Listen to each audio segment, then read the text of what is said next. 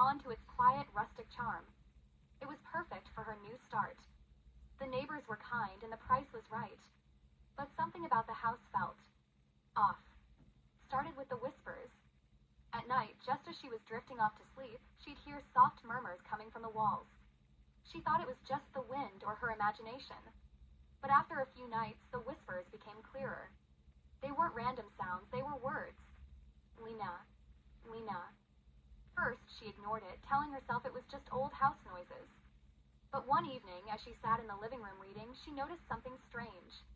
The house was perfectly still, no creaks, no wind.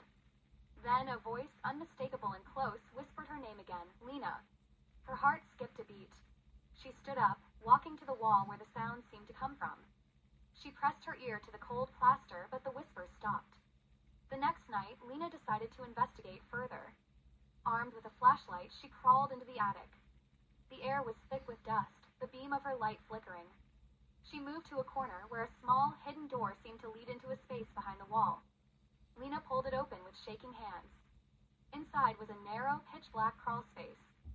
She stepped inside, her flashlight shaking in her grip. That's when she saw them. Dozens of small, handwritten notes pinned to the walls. Each one had the same message. You shouldn't be here. Suddenly, the whispers returned, louder this time, Lena. Lena. She turned to leave, but the door slammed shut behind her. The last thing Lena ever heard was a single whisper, clear as day. You're not alone.